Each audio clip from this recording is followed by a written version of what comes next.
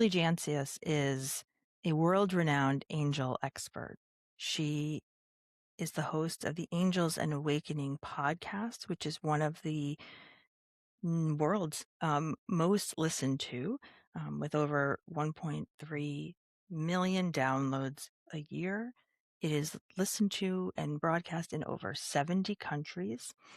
I think you're going to listen and hear something there for you, whether your first inkling is to say, this is all woo woo. She will tell you flat out, she does not believe in the woo. She's a very pragmatic person who happens to she knows how to listen deeply. And this episode, I think, is going to give us a little bit of insight into how we can not only help ourselves, but how we can really help humanity and what it may take for us to help heal this world that we are living in. The empaths and the highly sensitive out there, this is a really hard time, but that doesn't mean that's all it has to be. And, we're going to talk about how our guides show up in these uncertain times, what this looks like in real life. Yeah, there's no tarot reading. Not that there's anything wrong with that, but there's no tarot. There's no real woo-woo, just some really interesting information and stories from Julie, who sees the world a little bit differently than many, but she says we all can tap into the energy of the universe. And so without further ado, here we go. I guess like maybe for sound bites or something. I think that this episode is going to be something that people are really interested in, if they can let themselves get past what they might think of as woo-woo. So many people in the world who are in service of others, whether it's physicians and nurses or teachers, mothers, parents, those that are just used to going and going and doing for everyone else. They've been trained to like override their intuition, override their body's messages, and to override their emotions, right? We have to relearn how to slow down and listen. And I think this episode will really move the needle, so to speak, on why it's so important for us. Welcome, everybody, to an incredibly special podcast episode with a sweet friend from the past, Julie Jancius. Did I say that right? Yeah, you're totally good. Okay. It's like when I have my own name and people are like, I want to make sure I say it correctly, I used to be Julie Harris, and it was so much easier. And then you Right? get married, and it's like, man, I was Lynch and I changed mine too. And I didn't realize that Weil would be trickier, but yeah, alas. So I am really excited to have you because your work explores healing um, and kind of it bridges like science and spirituality and healing. And so I just am so delighted to have the audience listen to you and what your journey has been like. uh-huh. So, before we talk about gifts and intuition and connection, um, I'm curious if you could take us back to who you were before you trusted all of this beautiful work and all of this magical work that you do. Yeah. As I've gotten to talk to healers, it's been a journey, right? Like, I don't know about you, but I'm definitely an extroverted introvert, right? Mhm. And so I love putting myself out there, but I grew up in a household. I was just talking to a friend this morning. I was like, Catholic mamas and grandmas back in the day were hard freaking core, and we don't talk about that anymore. Yeah. But, and I think that when you fast forward throughout decades, right? Like here I am 44 years old, and I can go from talking to so many healers over the years. All of us had gifts when we were really young, but we Mhm. just didn't know. And you didn't know how everybody else saw things because Mhm. you thought that everybody else was seeing it just like you. Um, and there are things that you talk about and things that you don't, Right. but it was always with me. So my Catholic Mm. grandma, God bless her heart, she loved talking about this story, how it was marked by my Aunt Katie's death certificate and my birth Mm. certificate that I was exactly 2 years old when she passed away. And I still remember, even before I was two, being so close to her. I remember what it was like to go over to her house. And when she passed, my dad and my mom went to her funeral, and my grandma stayed with me. And here I am, like asking my grandma in a million ways where my parents are, and she's trying to describe what a funeral is to a Mm. child. And so I keep asking her, because I think you see this in your kids, not like Yeah. when you don't tell them the truth, Oh, they know. they know. We knew too. And Mhm. so I knew that I wasn't getting the truth. She kept like dancing around things. And she finally goes, well, Aunt Katie's with heaven, in heaven with God on the other side now. And I was like, Mm. why didn't you just start with that? Because Yeah. then I started telling her Yeah. about how I was in heaven, and how I remembered being in heaven with God before I chose my parents. And she said that that was like one of the biggest angel stories in her life, because she was Wow. going through a really hard time at the moment. And to hear somebody who's just itty bitty, 2 years old, talking about that was just mind blowing. And then I remember being in church when I was really little and seeing energies. And I didn't realize at first, until my great grandma, who always worked with angels as well, Mhm. said not everybody sees angels as Mm, like the figures, right? That Yeah. we kind of see illustrated with wings. Yes. That a lot of times throughout history, angels were seen as beings of light and colors and these balls of energy. Mm. So I would be in church and I could see when energy was or was not radiating from the pastor, the priest, Wow. to the audience. And the energy a lot of times would look like the sun, right? Like Mhm. the energy was just radiating from the priest's heart and mind and words, like the words that are coming out to everyone in the audience, Wow. in the pews. And you Mhm. could see who was receiving it and who was blocking it. Wow. That's amazing. And you could see more energies around people. Huh. And those energies hold different things. So when I'm doing a reading with a person, I can feel different energies around them. And then I feel from that energy what it is. Are they concerned about their daughter? Are they concerned about their husband? Are they concerned about work? Like what is it that Mm. the angels are trying to bring in messages around? Let me just ask you, right, just Yeah, yeah, if I have a question, if that's all right. yeah. So for people who are listening and you're describing energy, right? Is it that visual like you're mentioning radiating? You said sometimes there's colors, sometimes, you can just feel it. Like do you feel anything in your body, or is it something that you're witnessing outside? And do the colors mean anything?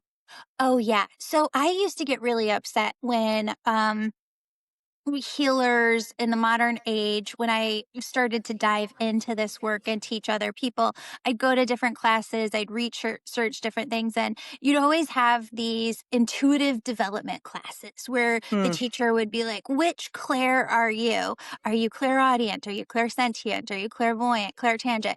And I'm like, they're all of them. Everybody is all of them to varying degrees. Why are you Mm. making this so much more complicated than it is? Because it all wraps in together. We have all of these senses. And it's like when you smell, like if your husband got up and he was making bacon and a whole breakfast, and Mhm. you smelled that bacon from bed, you'd smell it first, then you'd think a thought in your head, or you maybe see it with your visual imagination. Mhm. Bacon, you might hear bacon, but then the bacon smell itself might bring up a memory in you from Mhm. childhood that takes you back. Yep. It's not like you just smelled something and like That's it. End of the day. Right. Like, you had all this other mechanics that's working behind the scenes. So my husband and I, this weekend, he's like, I took him to go see Arrival way back in the day, like 10 years ago when it first came out with Amy Adams, and he Hmm. didn't get it at the time. He just saw the sad story and he's like, "Why'd you take me to go watch this?" And then he heard on a podcast last week, like, "You really got to watch Arrival to understand your intuition." He's like, "Can we give this movie another watch? I think Hmm. you'd like that. I'd like that." So we did, and I'm trying to teach him how the mechanics of intuition works. And I said, I would always just know things before they were going to happen. I'd see them, I'd hear things, I'd know things, and it just all meshed together. And I said, did you ever just know something was going to happen Hmm. before it did? Well, he's a teacher. He's been a teacher for over 30 years. And he said when he was a junior in college, he was in the town that we live in right now. Hmm. He drove past Hubble Middle School, which ended up being his school, and he just got this sense in his heart and in his mind, like, I'm gonna work there. And then he heard it, right? He got this Hmm. feeling and just heard it. I'm gonna work there. And then lo and behold, that's been his entire career. It's So wild. it's kind of like that where it all works together, but my job as a teacher is to break it down for people because the Hmm. way that my students learn, everybody's brain is different, right? Right. So I've got my ADHD, Audi ADHD folks who come in who are very neurodivergent. They're going to color outside the lines, and I'm going to teach to them a completely different way than I'm teaching to the people who are very neurotypical, who are like, Julie, give me the rules Right. to follow. That Keep would me be me. Yeah. inside the lines. Hmm. Tell me what I can and cannot do, and Right. I'll be happy. It's just different. Wow. Yeah. That's so fascinating. And I think, when people hear the word angels, Mhm. um, they do think of that abstract or that, that typical picture, right? Yeah. So we often think of angels as something other. And what I'm hearing you say, and tell me where I'm wrong, is that they are very in tune and giving us like almost like whispering to us through our intuition. Is that? Yeah. I need to go back because I'm blanking on the exact dates, but it's something where it's either 400 or like 2000 plus years difference Mm-hmm. between the first time people are talking about angels Mm-hmm. to where there is the first illustration of angels to where they're then hundreds of years after that, because the first illustration was angels as human beings. Mm-hmm. Then to 100 years after that, angels first having wings, showing like a Mm. levity to them, like a divineness to them. It wasn't that angels came through to people with these wings and they're like, okay, I gotta go. Like, angels Right. have wings.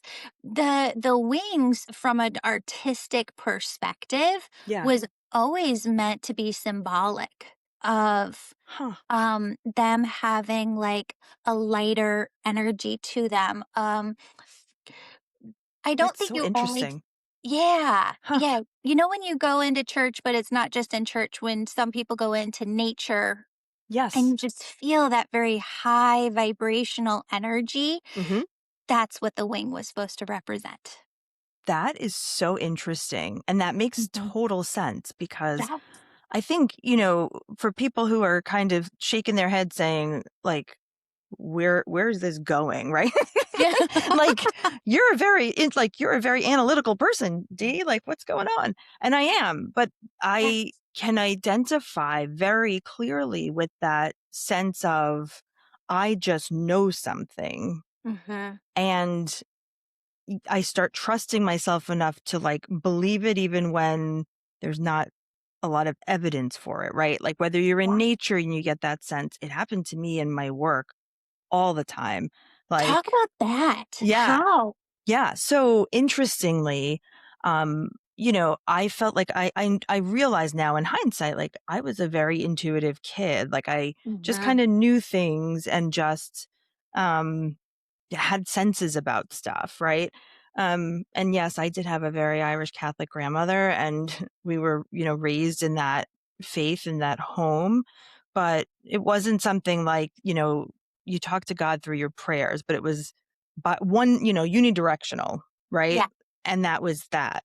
Um, God answered prayers, of course, but it was more of a very separate, siloed sort of thing. And so I noticed when I went, through school, you just kind of like bury all that stuff unless you're called to the work, earlier on. I Mhm. didn't really pay attention much, and my intuition kind of was cast to the side, during training, Yeah. because it's all like, give me the facts, let me see the patterns, right? Yeah. And so it wasn't until I was in residency, and I remember the case so clearly. Um, I was on nights. I was the night resident, and there was this woman who had surgery during the day, and I was in charge of taking care of her overnight. And there was something not right. I didn't know what it was, but I knew there Mhm. was something, and she was not okay. And if you looked at all of the data, it said like she's fine, Yeah. right? Yeah. And um and I just remember saying to the nurse, like, something's up with her and I'm not sure what, but Yeah. like I just don't feel right about her.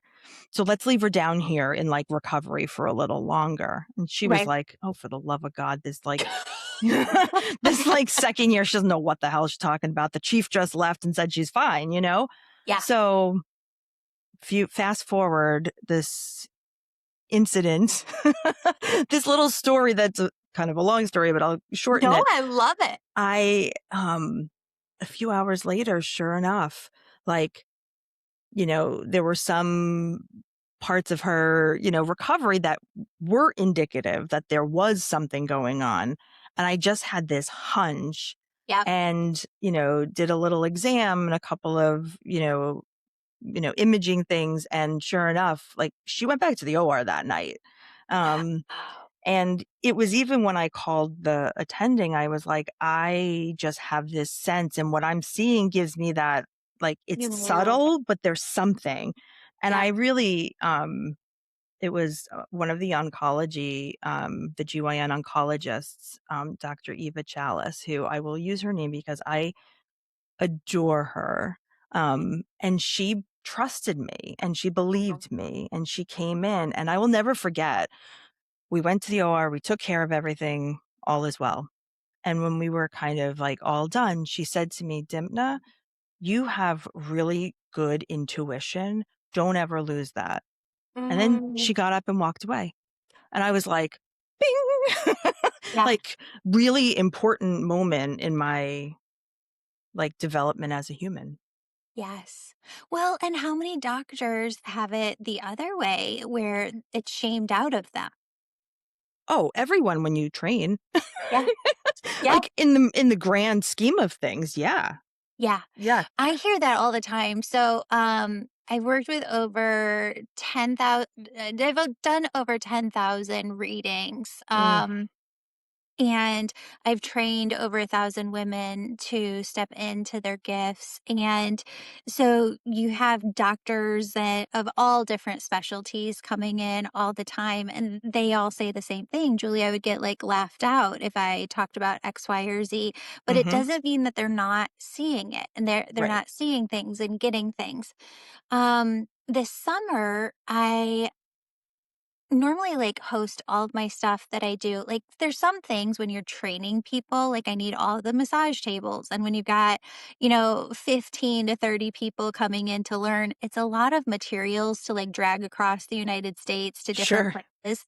So I do a lot out of the suburbs of Chicago, this just really nice suburb, Oak Brook, Illinois. And the people there know me really well because I'm there at least 3, 5 times a year hosting events. So they called and they go, "Did you know that this conference is happening?" It was the IANS conference, Near Death Studies. And I was like, Hmm. "Yeah, I don't know." Because sometimes, like, I feel like I'm a normal person, right? Like I I feel was like gonna ask you that actually. I feel normal. Like, I Yeah, love my house to look gorgeous. Like, I live in the suburbs of Chicago. We like don't really like I don't promote this when we go to neighborhood parties, and like right. talk about it. Um, but sometimes you go to these different conferences and it's like, what are you gonna get? Like, are you gonna get everybody walking around in flowing garments, Mhm. and like I don't know what I'm walking into. Sure. So this woman called. She's like, this conference is going on. I felt like I was supposed to reach out and tell you about it. Hmm. Totally cool. Then friends started to reach out and they're like, this is happening. I think that we should go. I felt like I was like, okay, angels, like I get it. I will be there. I was on the fence because I was thinking, I've got to do all this work for the podcast. Do I really have time? Mhm. But I went and I was blown away Mm. because all of it were researchers around the country. I kid you not. At University of Virginia, there's a really big consciousness Yep. sector. Then there's spin-offs of that at different places that are Mhm. looking at consciousness.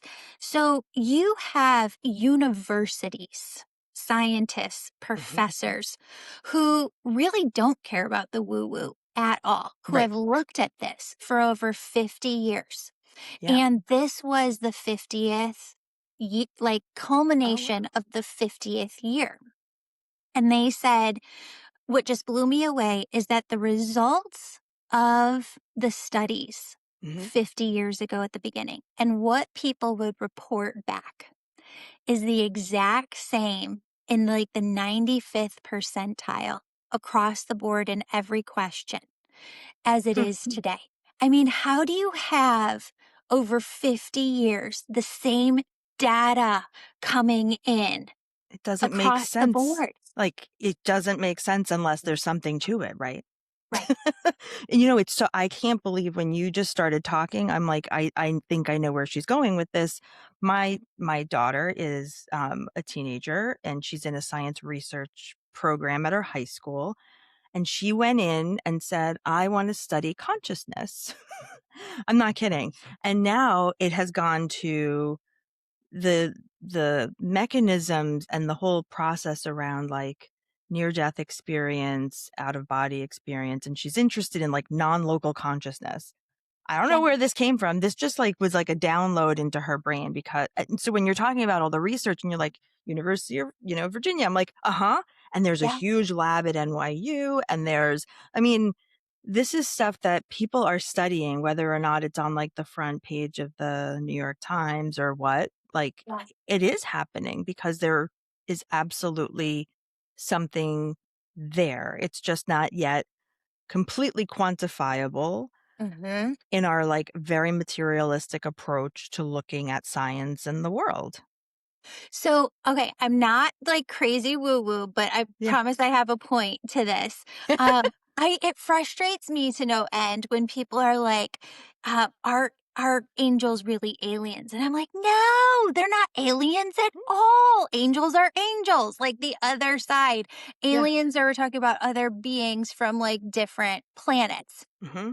So, where I'm going with this is where am I going with this? They had a point. I hope you can edit this. Of course we Um, can. Yes, we can. Megan, make it so.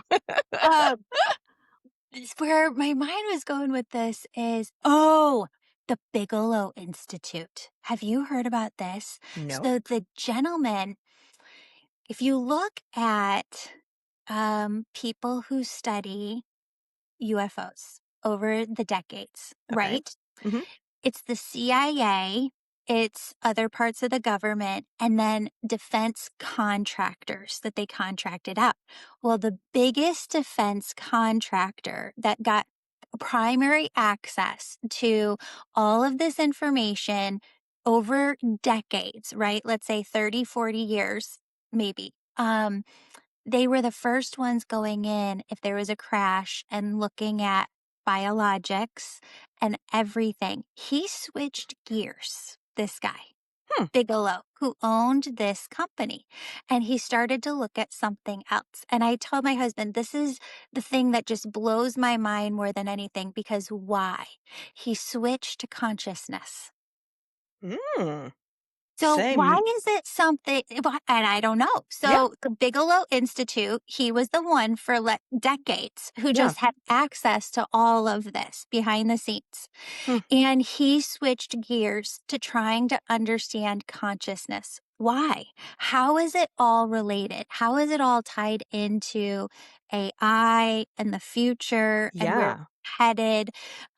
There's something that your daughter's like on the curve, like she's right next to everything that is changing and where it's shifting to, Mm-hmm. because what I'm telling you is some of the smartest people in the world who have looked at this over the last 30, 40, 50 years have changed gears and want to understand consciousness over anything else. That speaks volumes.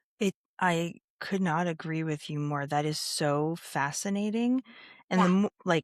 it really, it moved me when my daughter started, had all these questions.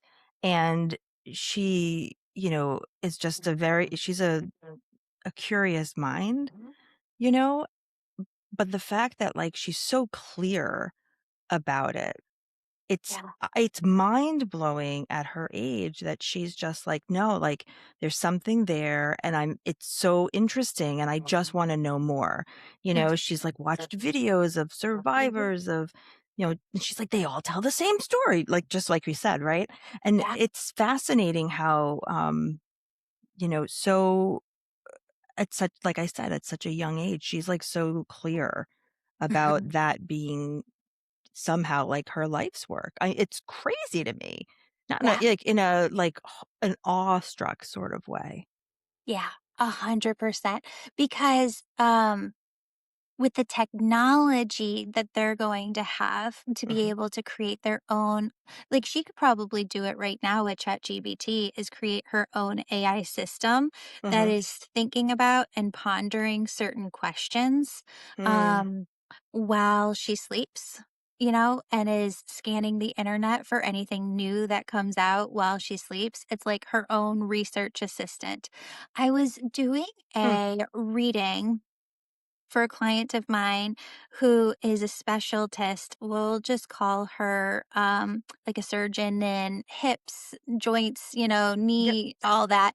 And what spirit was showing her is that she's like on the cutting edge too of everything, and that she's seeing things different than anybody else has before, and that she can prompt AI to help her understand things as she sleeps. And I'm getting that a lot for people who are in GI or, brain or just Mhm. all these different specialty areas.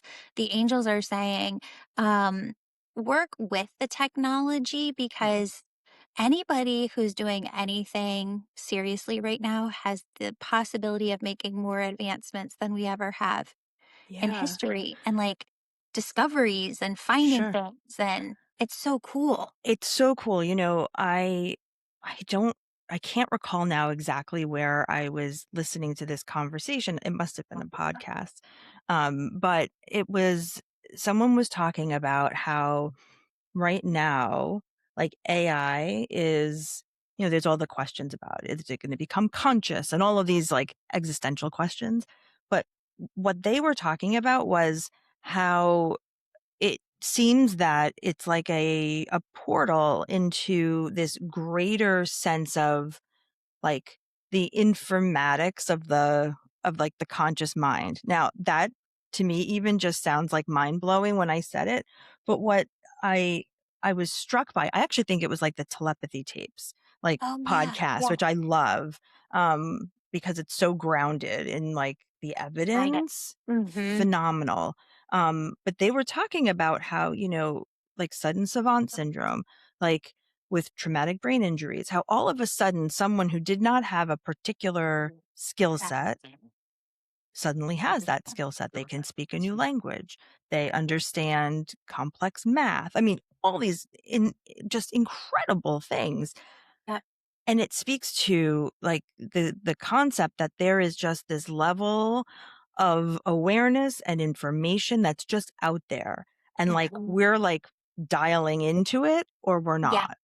right? What are, is that, am I, is this something like you've, 100%. yeah. So imagine that around every person are all of these swirls. This is what I've always seen. Okay. Mm-hmm, Now you could see them as orbs, which is why I think people talk about them as orbs or circles. mm-hmm, But what spirit showed me one day when I was in meditation is what is a circle in motion? Imagine that you have a slinky, right? okay. And you can take that slinky and hold it up. And if I held it up like a circle to you, you would just see the circle. But Mm-hmm. if I placed the slinky on the ground and pulled one side up and kept one side on the ground, it would look like this spiral, right? Yes. Mm-hmm. So you have all of these spiral like energies all around you in your auric field, where women have so many more than men. We're worrying about every single kid and every single problem that they have, and everything is its own spiral. And we're worrying about our health and our partner and work and money and home and the pets and just everything. Mm-hmm. And it's all its own energy, right? Mm. So everything that is energy has information. So when I'm teaching my Angel Reiki school students I teach people a modality that doesn't exist anywhere else. I channeled it through. So you're learning about mediumship, how to be an angel messenger, Mm-hmm. and energy healing all at once because energy is the language of the universe, right? Mm-hmm. Everything is energy, all energy vibrates. And I would add on to that, all vibrations carry information. Mm. All Everything is energy, right. Well, that and all energy energy vibrates. is neither created nor destroyed. I mean, Yep. It just that, carries yep, information. yep. So, you could think Hmm. about it like when you hear a sound, have you ever seen people take sand and put it on something and then sound and like a Yes. song is playing and it moves into a Mm-hmm. shape? Yes. That's information, right? Like it, Mm-hmm. it carries. So when I'm working with my students, I'll say, you and I, if I said the word divorce, you know exactly what that means, right? Right. Because I said it, but you also felt it in your body. You felt an empathy for it. You know, you Mm. felt something within yourself. You saw it, you felt a memory. Um, you didn't even need to say the word divorce, though, on the other side. It's a vibration. Every word is its own vibration. We named them. So we think Mm. in terms of language and words and Mm. vocabulary. Right. But on the other side, we didn't have any of that. It was just vibrations that we labeled here. Mm. So that's So, our way of exchanging information and exchanging energy is through our words. Is that what yeah, I'm hearing? yeah. Huh. But then when you reverse engineer it, you can just be in someone's energy.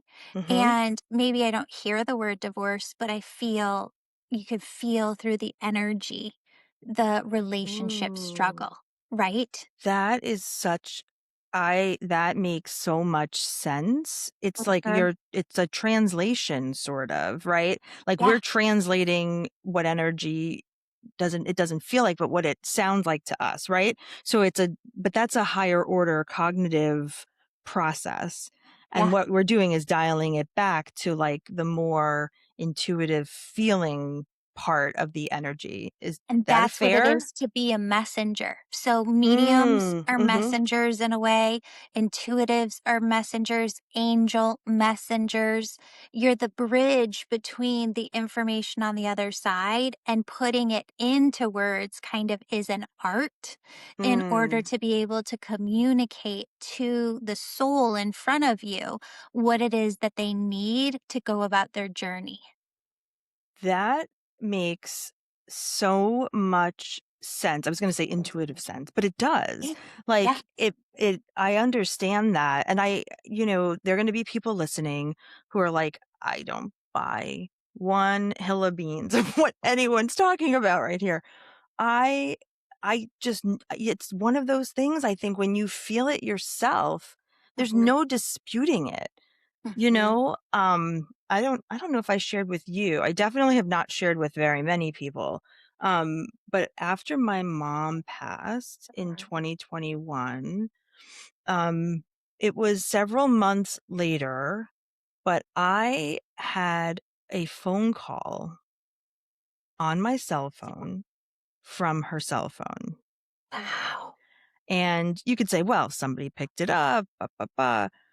Well, I kind of looked at it and I was like, I don't know about that. Mhm. I don't know that somebody, her partner at the time could have picked it up and dialed and all these things, right? Um, and so, nope, got it again. And this time it was like a text and there was nothing there, right? When Yeah. I went back to look, but like it was absolutely, there was no doubt in my mind that like she needed to talk to me. I think I did contact you because I'm like, do you remember? I was like, Yeah. she has to be trying to tell me something, right? Um, Mhm. or I wonder if that's what's happening. And so, 100%. Yeah. yeah. So this is where I think so much of humanity is confused right now, and we're Mm, not setting the record straight on like a big enough scale. Because I hear people say all the time, and you didn't say it, but just for people wondering out there, yeah. um, what is it? What is happening when they're trying to like bring through a sign? People make it out like they're helping us make a decision. If you get the sign, it means yes. If you don't get the sign, it means no. Or you Yeah. can say, oh, if I get this sign, it's a yes. Or if I get this sign, it's a no. They don't make decisions for you. That would take away your free will. Huh. Say more So about that. That's really interesting. yeah, I don't believe that at all. I don't believe that they come through and be like, you should go do this. All we have are possibilities. That is Mm, what we are as souls. There's a space on the other side that I term the realm of all possibilities. mm. One of my clients is this huge musician from the 1980s, and he loves that. He's like, "Take me to the realm of all possibilities. Let's see what's there." And um, Yes. and it's true. Like there's this realm of all possibilities where you can just dream and have a clean slate in life, and like, what are you gonna go do next? Yeah. Um, you have so many possibilities. I can tell you by reading your energies what those possibilities are and what you're choosing between and what you could go do, but you Mm, ultimately have to make the choice. right. Spirit, in the same way, is never going to make decisions for you. So if you are asking them to come through and make a choice, you're really stalling out your communication with them because they can't do that. They're here to be with you in the same way Mm, that they were with you here. Your mom has a relationship with you now from the other side. So you create a code and a terminology through signs that's like how she's cheerleading you in different ways and how she's supporting you. And I imagine a lot of times being in meditation and just going in and giving my dad a hug, right? Like, because mm. I need that sometimes. Yeah. Um, you ever just have it where you would be able to pick up the phone and call your parents and ask for guidance? We can do that through meditation. You can sit down, meditate, call them forward by just imagining them. Like if you were going to do this with your mom, you would sit in meditation and imagine how she would look if she was just 2 feet in front of you. And if you immediately get a younger version, like let's say she lived to be 90, but she's showing you herself at 65 or 45 or 35, she wants to be remembered that way. Like she's coming through in that Mm, version because she liked herself then. Or maybe that was a good point in your relationship too. yeah. So she's asking you to see her that way. Then imagine all of the details. When I do this, I imagine what my dad would be wearing. Mm-hmm. Um, the he was very Irish as well. His skin, Yeah. right? His hair, the texture of his hair, what it would be like to hold his hand and feel his hand as you're doing this, it's almost as if the energetic equivalent is that you're going over to their house on the other side. And yes, everybody does have a house on the other side. Hmm. You're knocking on their door and you're like, come spend time with me. So Yeah. now here they are sitting with you in meditation, and you can talk to mom. You can talk to her about anything. If it helps to write things down for you, you can write out a question, Mm. allow her to respond through your own internal dialogue. So, whatever you're getting, you just write it down and then go back and read it, because you Hmm. can't channel the message and Yeah. write it and process at the same time. So, you want to Say get it that down say on. that once more? You can't. You can't like channel your mom and what she has to say and Mhm. get it all written down on paper and be Mm. processing it emotionally at the same time. Those are two different acts. Got it. Okay. So the first thing is write down everything that's coming to you about this, what you're seeing, feeling, hearing, knowing, and then go back and reread it Mm. like she's telling you this. Now process it. Think about it.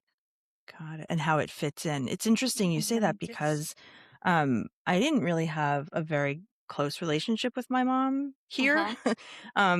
And, you know, people who know me know that that's absolutely the case. We became a little closer as she was very ill at the end of her life, and, um, I feel like I have a better relationship with her now. It's Yeah, very interesting, like, I find myself saying, "Oh my god, mom, help Kyla. Oh my yeah, god, mom," right? And I never yeah, was somebody who went to my mom about things. yeah. Um, I went to my grandmother, who also I Absolutely. am still, I think, very close with energetically, but, Yeah. yeah, it's so interesting, like, how the relationship is different.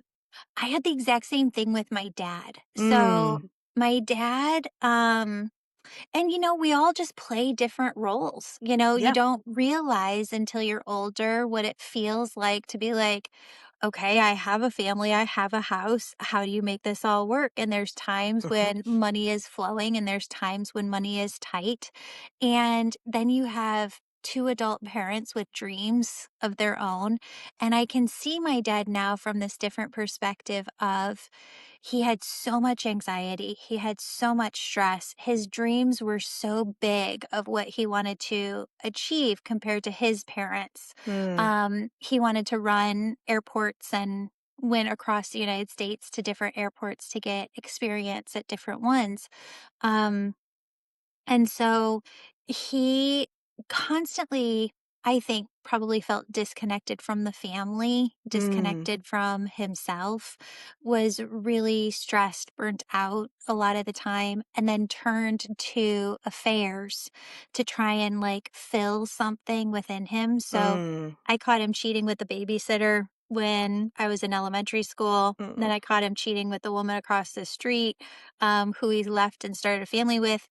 Very probably wonderful women, but were just consuming his lies and believing them as truth back in the day. right. And yet I was just a kid and I just had a moral boundary and I wanted to protect my mom's heart as some of us did in the 90s. And Mhm, so we had this split, my dad and I, where we try to come back together, but then you'd find out that he's cheating on his current girlfriend. You're like, what the heck are you doing, man? right. Um, and so I held this moral boundary and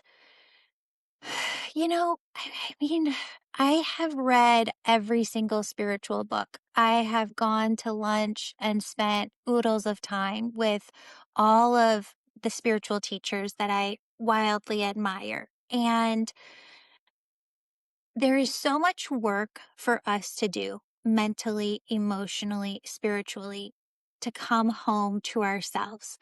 There's Mm, also a point at which you have to stop doing the work and just live, right? Like you yeah. do the work when you need to do the work and you maintain what you've built, this health within yourself, mind, body, and soul, but then go live, right? Mm, And life is complex and life is dual and not everything is perfect. I don't look at my dad and be like, oh, he's this horrible person. God, he was a complex person. We Mhm. were in complex situations. He was doing the best that he could. I was doing the best that I could. And there's so much in our society today that is so dual where I'm just over it. Like I don't want to see the dualism anymore. Like I just Mm, want to see what I can connect with because there's so much more that we just all have in common. yes. And I think that our grandparents and our parents probably, I'm going to say our grandparents did a better job at that than maybe we have, Mhm. in that, man, this life is complex. Yeah. And um, at the end of the day, it is about living. Like, and I've asked spirit this, I've asked the angels this, like, Yeah. why are we here? Why are we Mhm. here? Why am I here? Why are we here? I'm working on my purpose. I'm doing everything that I can. And I still cannot solve the complexities. The best that I can get to is everybody is on their own path Mhm. exactly as they're supposed to be. And we're also here to enjoy it. But how many of us are enjoying it? Well, I would offer that right about now, there are fewer Yeah, in the world who are enjoying it with all of the just heartbreaking tragedy that we are kind of consuming on a day-to-day basis, and so many are living, like, yeah, in the depths of it, and I recognize my own privilege in a lot of ways that I I mean, I'm a deeply an empathic person, and so I do feel so deeply, and it does affect me, but not mm-hmm, in my day-to-day living, right? And so I am aware of that and try to be mindful of that, mm-hmm. but it is so tricky It right about is. now with all It that's going is. on in the world, and how do we, like, how do we move with that? Like, I feel like we have to go through it to get to what's Yep. ahead, but this is untenable. Julie, like, how do we do that? Explain untenable. Okay. So to me, it's just like I don't know love exactly what that what means. I mean, like, it's just like it's not palatable. Like, I can't tolerate the taste of it. Like, we're Yes. just unkind. Yes. People are so unkind to one another. They are so self-centered. Like, Yes. power and money are like running the All that people show. think. Yes. And Yes. Got it. yeah, how do we So get away from that and get back to, like, what matters? Like, does anybody totally care about that? agree. Nobody cares about Yes. it when they're dying. Like, "Oh, I was so powerful and I have all this money." No, Nobody cares. nobody No one cares. cares. No, and in fact, they all want more time with Yeah, people. yeah. I think people have this concept of, oh, well, when you get to this certain point at the end of your life, you're like prepared, you're ready to cross over. I don't see that in anybody. Mm, Rare few, one, two, three people, right? Everybody that you tune into who's crossed to the other side had so much life left in them, had so many dreams left in them, had so much more memories that they wanted to make with the people around them. It is the mm, hardest thing for people at the end of their life, excuse me, to release the responsibility of, like, I have loved being a mother. How do you not be a mother mm, anymore? I have loved being a partner. How do you not be a partner anymore? And I get exactly what you're talking about because I have held that. So I'm going to say yes and to everything that you just said. yeah, Um I think what's really hard is looking at humanity and being actually in the energies and seeing things 10 years in the future, mm. and just feeling the heaviness. Because when you're a highly empathic person, you feel everything. Like, getting And teary. um, it's hard. Yeah. I was feeling it. And then last year, my daughter had major surgery. I had a major surgery. And what spirit kept saying is, I've spent a lot of time. It wasn't just like over like the last 5 years or anything, but really, being in meditation, contemplating who people were in concentration camps and like, who did Mm. they have to be, to survive Yeah. in that situation. And I'm a history major and a political science minor. And I've felt that throughout history at different points, right? Like, how did people navigate the heaviness? How did empaths navigate the heaviness of those times? Right. And I don't know if that there's a right or a wrong way, but I do believe that what spirit shows us is, um, it's okay for it all to be true at the same time. The world is heavy. Everything is changing in a way that I really didn't think when I was a kid. I thought Mm-hmm. you're going to get to your, 40s, 50s, 60s. It's going to be easy. We're just kind of going to live like our grandparents lived. Mm-hmm. And I felt resentful for a time. And that resentment added another heaviness in my heart. Yeah. Um, And it feels really, really bad. Like, I'm just going to say it. I have to do a lot of readings for people, and having to do readings for some folks who are of a certain descent, and Mm-hmm. having their loved ones come in from the other side and say, it's not safe for you anymore here, is like the most heartbreaking conversations that I've had to have Yeah. with people. But then, but then I have like that question that comes next. Like, I mean, how do you respond to that? Like, how do you write in a way that's like still? I mean, it's not safe for you. Like, so what do you do?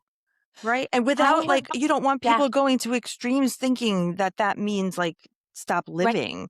That's not what, No, right? Like, no, so, cause that's something that yeah, like popped into my head. Like, I know yeah, spirit wouldn't be telling them that that's all there no. is. Oh, So no, can no, you no. speak to that a little bit? Cause that is, I'm talking more about like ice and where yeah. it's No, I safe know. for people. Oh yeah. But No. what spirit has said is in all of the hardest times Yeah. that people have had to find hope. And Mm, when you tune in to the energy of hope, there's so much to it. It's not just a four-letter word. There's so much energy behind it. There's so much mechanics behind it. What is hope? Hope is a blank piece of paper that is your future in front of you. The future of yourself, the future of your family, the future of this world, which all of us are actively creating at all points. And what I have just felt and experienced in my own life and in my readings is the angels coming through and saying, holding the heaviness of everything is mhm, not doing anybody any good. I don't know if mm, you know this, but and I don't want to get myself unalived here, but I do readings for a lot of people in DC, like a mm, lot. And I have a lot of people in my state that I do readings for who are politicians, and they know that I'm on speed dial. If they need to get a hold of me at any time, I do readings complimentary for a lot of people, mm, just to be there and to be a support system whenever they need it.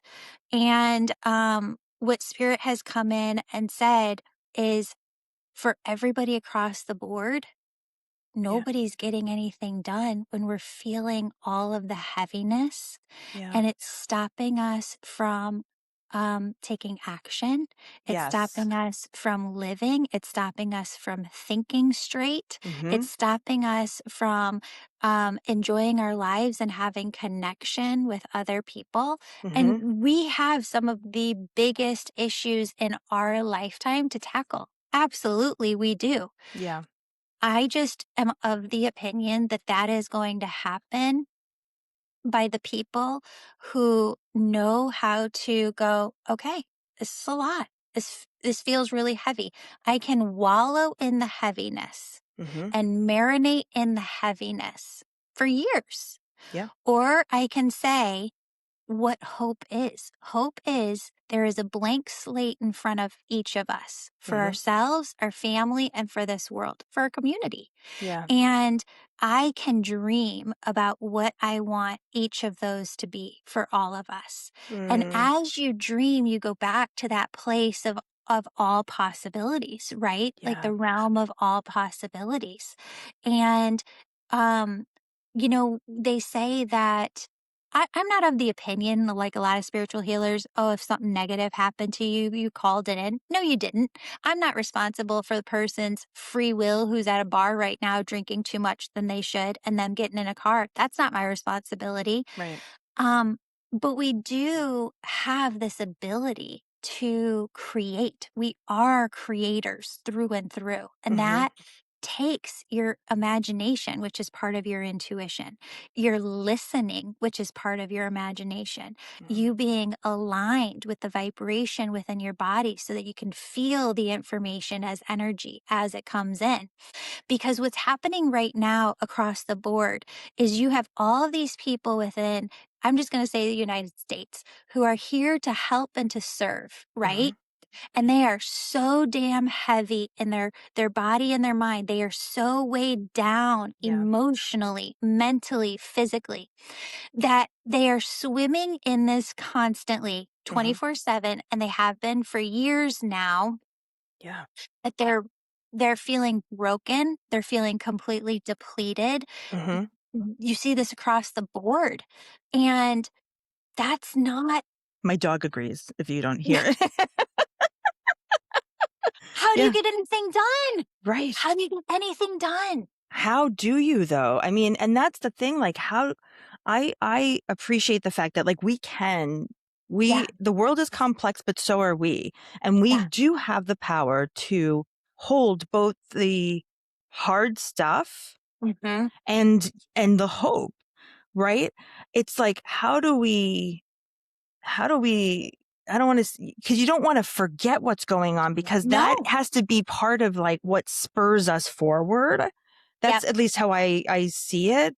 Like we have to take that and use it as a fuel for good as yeah, opposed to letting us, be downtrodden all the time. Like right, we have to be the ones that are going to change Penny.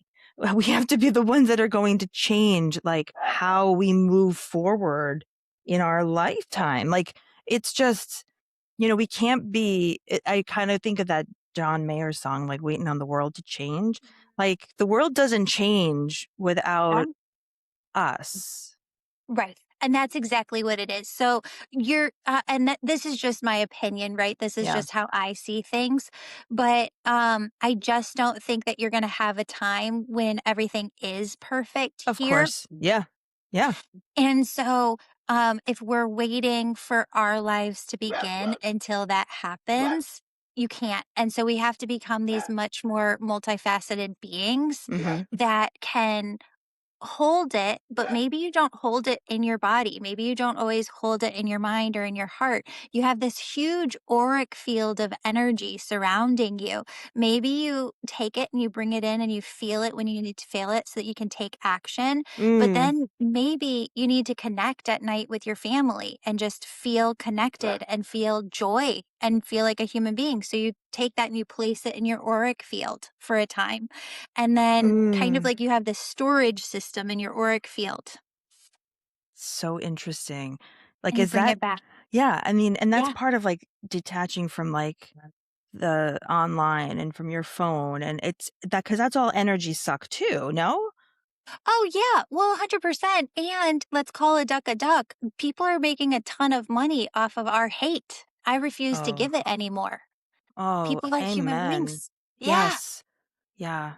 Yeah. I, And I don't know beautiful. that there is I want to say it that way. I just think that we have so much more in common. And the only way that we are going to get anywhere in this world is through unity and finding ways to come together as a collective body. Hmm. Um, and that has to be made a priority. We have to see through the facades of, what's out there and really create something that moves the needle because there hasn't been anything that's been moving the needle. Hmm. No. What we've been trying has not worked. Nope.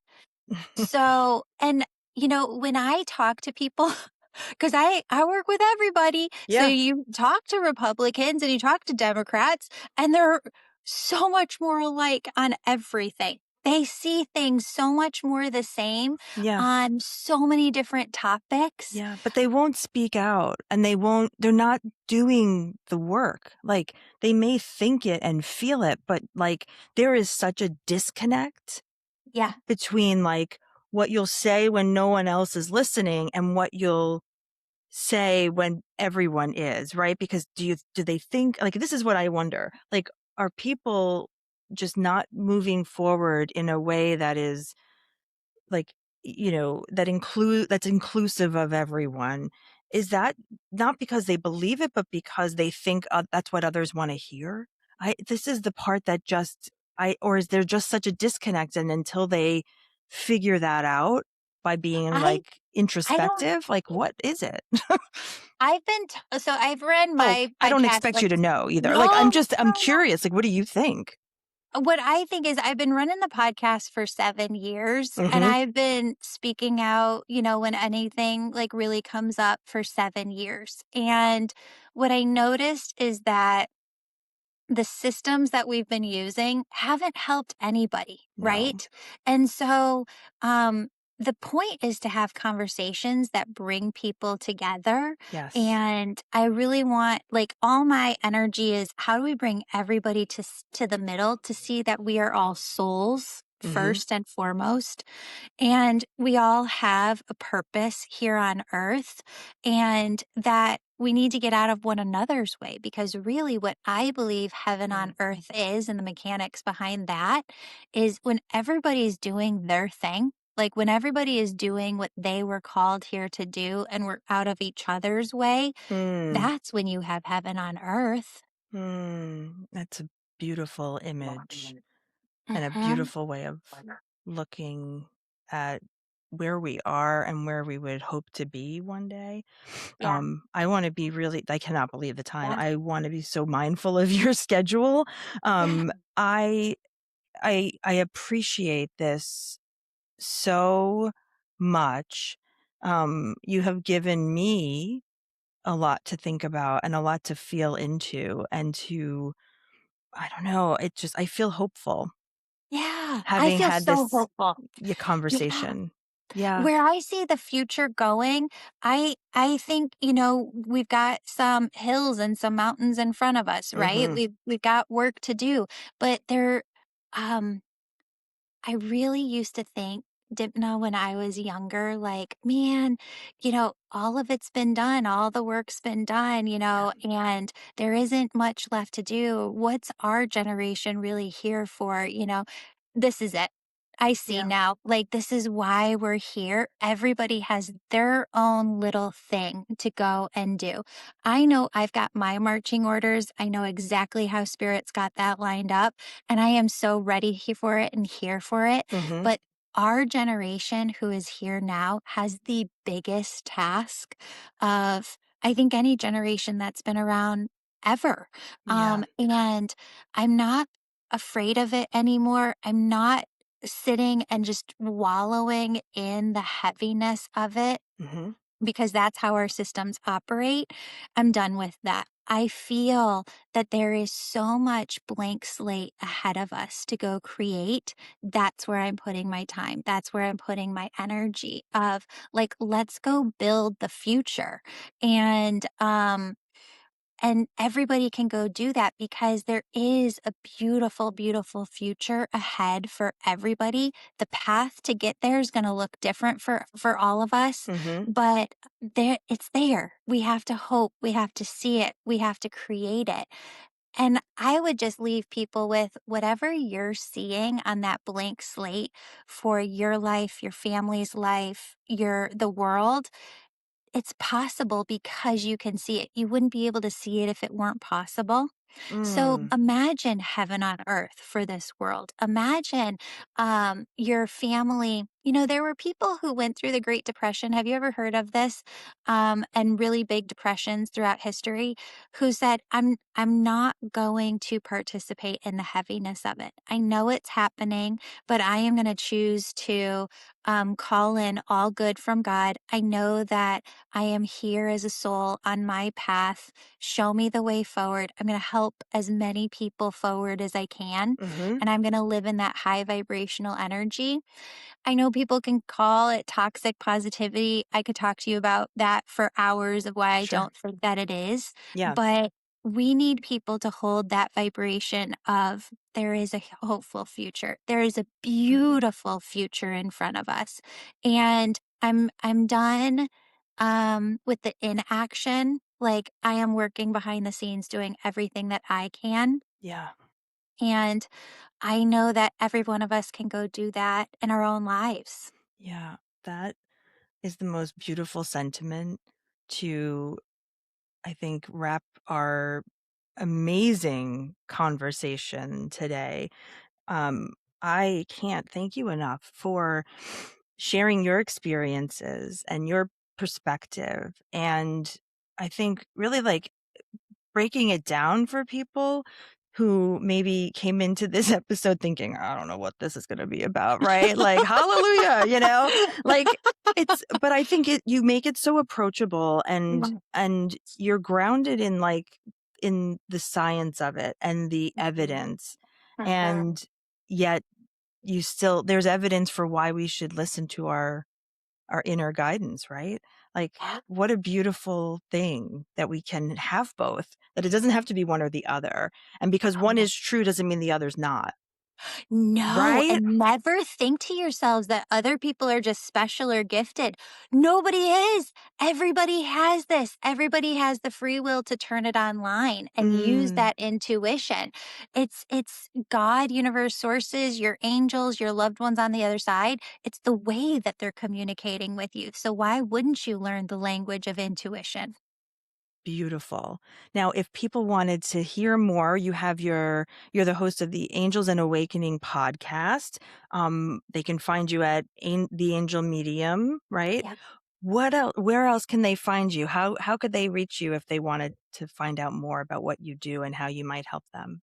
Oh, thank you. Yeah, I have 3 different ways. You can book a reading with me to hear directly from your angels. Mm-hmm. I have a Wednesday night program called my Angel Membership where I'm teaching every Wednesday night, and there's so many perks to being in that Angel Membership.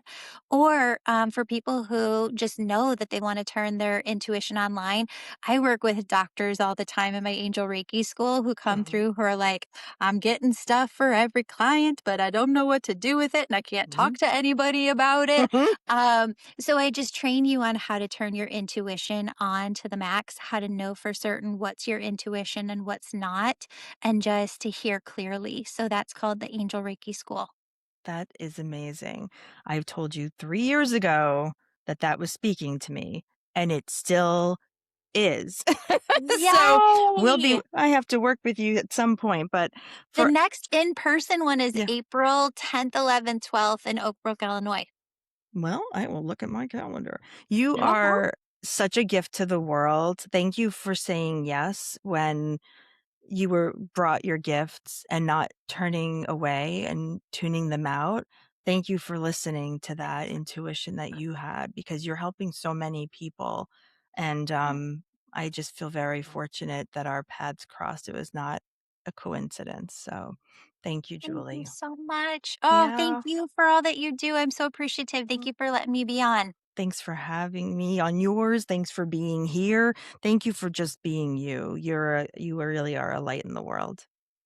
Thank you, friend. Mwah. Oh, mwah. Thank you. Oh my God, that was so wonderful. So wonderful. Yeah. Yes. I love Love just it. when, start with one question and then it just goes where it goes. Like, Yeah. so wonderful. I mean, thank you for the last part, because I have had that, like, not Yeah. wanting to feel positive because people are like, it's so terrible out, you know? Yeah. Yeah. Yeah. Well, I'm probably gonna get some backlash, I don't know, but, we gotta start somewhere, and Yeah, all I can say is what we've been doing isn't working, and so you need a different approach, yeah, and this is what I'm trying now, and I'll learn from it and n- alter it as we go. yeah. Next iteration, right? Yeah. Yeah, Uh, amazing. Thank you so much, Julie. I you're just so adore welcome. you. Thank you, you too, friend. Have Uh, a beautiful, blessed day. you do the same. Okay, Thanks. You too. Bye. bye. Okay, so Megan, I am going to just read the intro.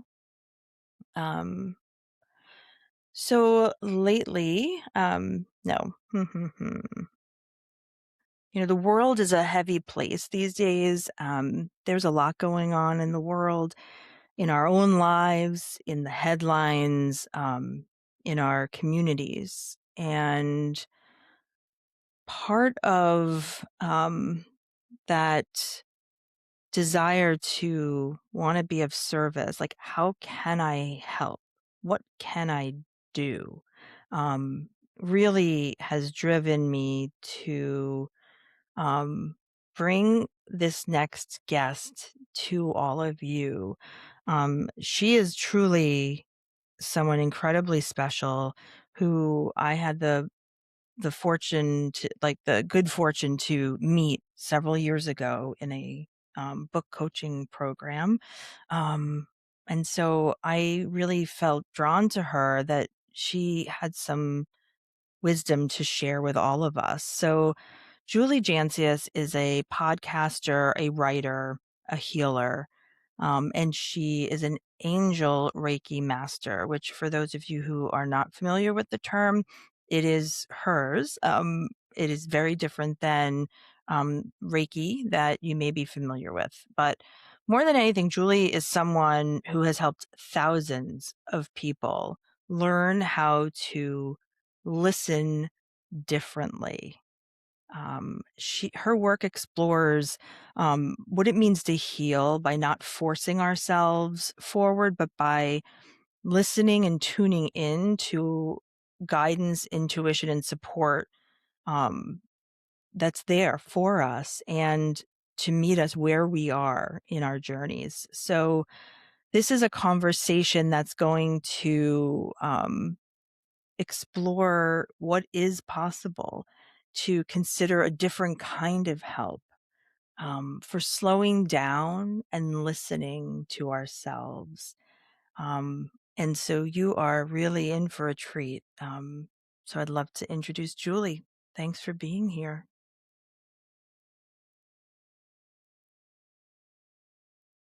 I guess the other parts I could add, or just some audio, maybe, I don't know. Um, Julie's one of the most high has is the host. Let's start with that again. Julie is the host of the Angels and Awakening podcast, which is one of the country's most highly viewed podcasts, with over 1.3 million downloads a year in over 70 countries. She has spoken with some of the world's greatest minds, both scientifically and spiritually, about really complex stuff that, her,